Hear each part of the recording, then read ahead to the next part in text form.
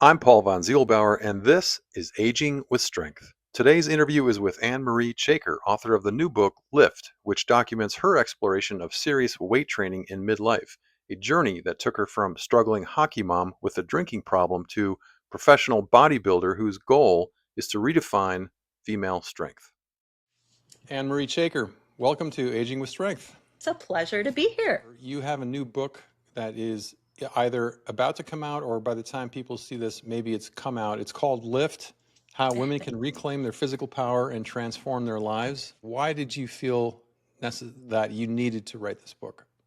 The book was born of my story and my experience, which kind of started after I'd had my youngest child. I remember being in the car and like craving a drink. I remember thinking, God, I must have I have a drinking problem. This is like textbook of what a drinking problem is. And so there was a fitness room, and in this fitness room was a hockey mom who was working out. And I remember looking at her and thinking, whatever this woman is doing, I want to be just like that. Like, give me that. And it was because she was sweaty and muscular, and she knew exactly what she was doing, and she was logging it on her phone, and she had brought bands with her to like, it was just like, it was this whole thing, and the discipline, it was just so obvious that this woman was a badass. And so I kind of went up to her and asked what her story was, and she said that she did bodybuilding competitions, which I thought sounded weird, but I was intrigued.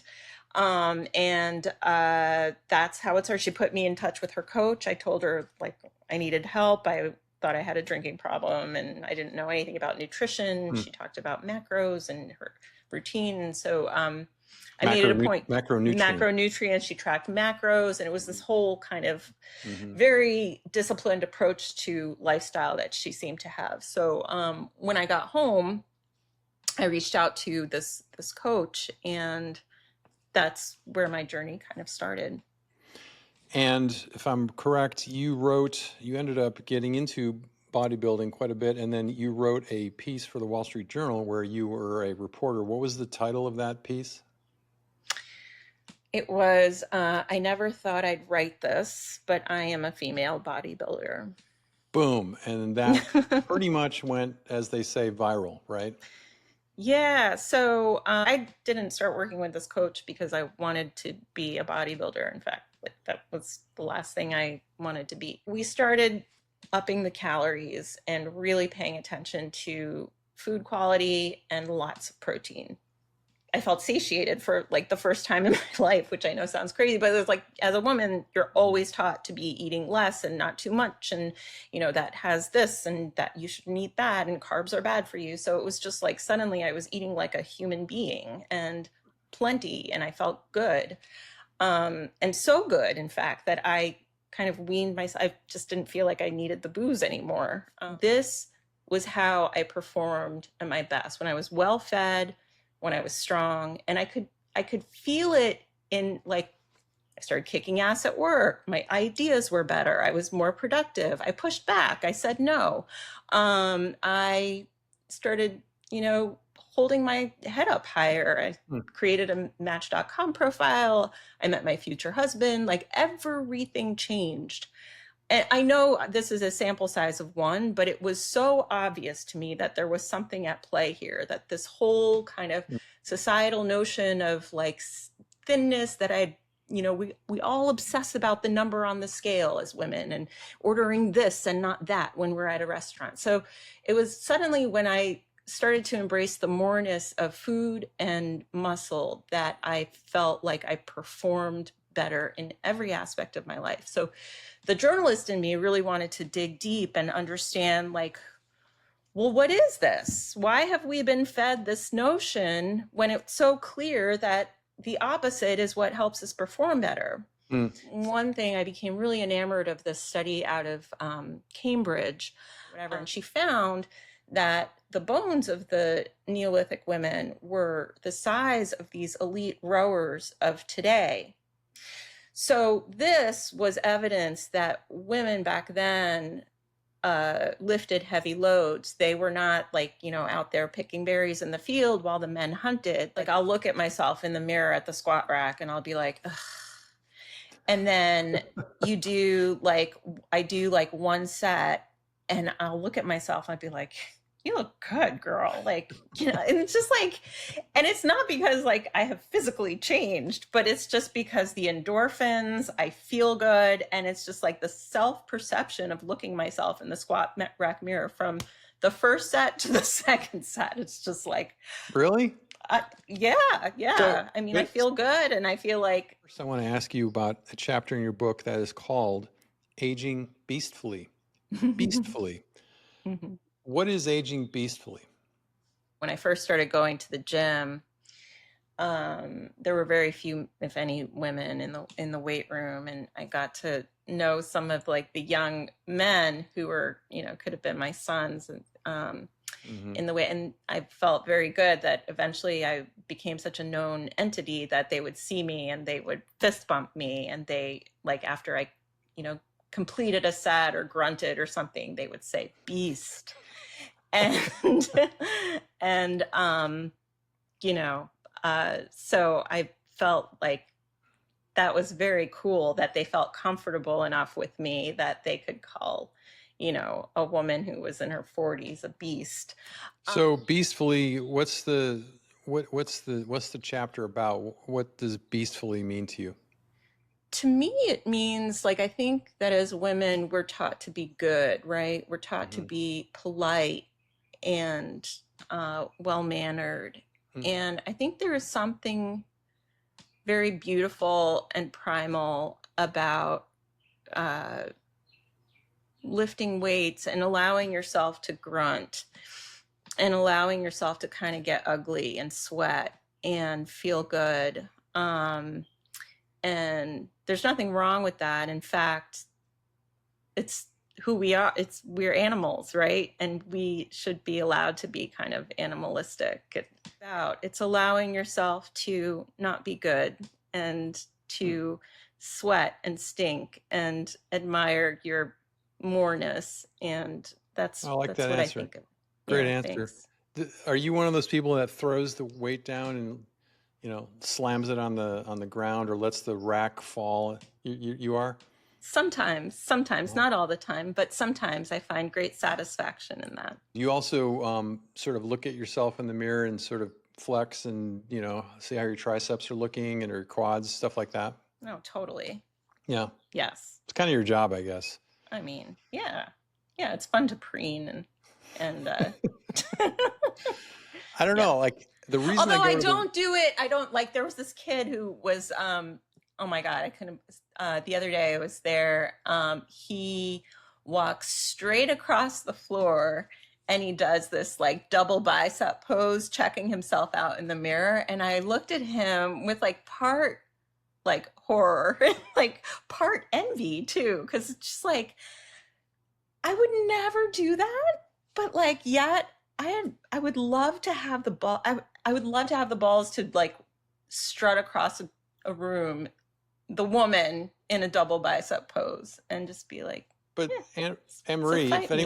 if any woman's going to do it, it's you. I mean, you're I a know, bodybuilder. You should. I Why know that not? would be really weird. Maybe I will do it. Why would Maybe it I be will. weird?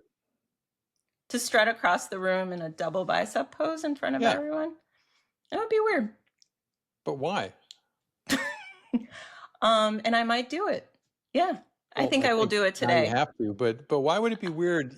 If I find it I weird don't that know. someone who's a bodybuilder as a living is telling me that it would be weird for her to go and like show the guns in the mirror. If you saw a woman strut across the room doing a double bicep pose at the gym, what would you think? I would think, wow, I've never seen a woman do that before, but good on her. I would think, right on, Yeah. man. Like we need more people like that. That's what I would think. You may think that, but I think the vast majority of people would not think that. What do you think the vast majority of people would think? I think they would think, who does she think she is? But they wouldn't say that or think that about the guy who does it. I don't think so. I would think like, oh, it's just a young kid doing his thing, a young man So doing his thing. young Oh, there's dipshit, totally a double. fine, Yeah, but there's totally a double standard for sure. that's a double standard, right? Absolutely. Especially, I mean, I haven't met you in person, but I imagine you have biceps that people notice, or especially if you flex them. So if you were to do that, like people would be like, "Whoa, like she's clearly taking this seriously." Yeah, yeah. I mean, So, I mean, I know I'm harping on it, but I want to challenge you in a very friendly way that why the hell wouldn't you flex in the mirror like that kid would? Because people would rather be watching you than some kid who doesn't know what it's he's we doing. have been it's the thing we have been engineered to. Yeah, interesting. Totally. We have been engineered to not do that. And you're absolutely right. It's something that I really, when I saw him do that, I thought a lot about it. I was Hmm. like, what would happen if I did that? And I said to myself, everybody would think I was a fucking lunatic. Well, I'm sorry, my dear. You wrote about aging beastfully, and um, I'm that would be being the beast that you're talking about, I think. gonna fucking do it. I'm gonna do that today. You should. I I'm gonna mean, take a video of it and show you. I'm gonna. good. Yeah, if you could find, I wish there would be a second camera that shows everyone else. And, maybe no one bothers to look, which in a perfect world would be like, whatever, I've seen that 100 times. But if they do look, like, so what? Yeah, Right? yeah. I have to say, I'm like pushing you to do this. I've never once done it because as a guy who had like fairly large muscles, I just found it so dumb for guys to pose in the mirror that I was just like, I'm never doing that. Just to say a word on professional bodybuilding, that's what you Mm. are, right? You're a professional bodybuilder. Yeah, so I won what's called my pro card, competing as an amateur, and that allows you to compete as in professional competitions where you can actually win money. What do you have to do as an amateur to get a pro card? What do you have to compete or You have do? to win first place. I won my pro card at my very first competition, Hmm. which is kind of unheard of, Yeah. and which was the thing that I wrote about for the journal. And just to give people very briefly a sense of what distinguishes the winner from the second place person or the third, like what are you being judged on? Size, symmetry, Yeah, what exactly? it's based purely on aesthetics, and it's a panel of judges that decides that. So you could have like a panel of judges deciding things one day and then a totally different panel of judges deciding differently another day. And there's Are different categories. There's women's bodybuilding, which is the most muscular physique, but that has waned in popularity. Down from that is called figure, and that's a kind of a more moderately muscular physique. And then there's bikini, which is kind of the most popular category, which is still muscular, but like a little bit more of a athletic kind of uh, physique. So that's the category I compete in. Can we talk in the last few minutes here about nutrition? Are you like a chicken and fish person or a, red meat person or plants only or what? My go-tos are I always have like a big mess of greens in a bowl in the fridge, and I use that with everything. I snack on it. I It's a carrier for meats and proteins, but that big mess of greens, and it doesn't have to look like a traditional salad. I like greens that kind of tough it out, so I use bok choy, cabbage, things that like last a little bit longer. And then I have my Tupperware filled with different things. So I generally make it on Sundays, and then I'll probably do another shop and cook off on Wednesday or Thursday. So I usually have a bunch of frozen shrimp in the freezer, and that thaws really quickly, and that's just really easy protein. I keep a bunch of liquid egg whites in the fridge, which I know sounds disgusting, but you can eat them, consume them raw, and I usually mix those with banana, maybe some whey in a blender. I usually have that like once a And raw day. is okay because it's pasteurized, It's pasteurized, right? pasteurized, Yeah. yeah. It's a great way to get protein really easily. I love this thing I make called turkey crumbles. I don't know what other people call it, but I usually mix a pack of ground turkey 93, ground turkey 99%. I'll throw that in with some seasoning, whatever seasoning you have. Taco seasoning works great. But I'm really boring. I mean, this is kind of like the greatest hits, and I kind of rotate through it week in and week out.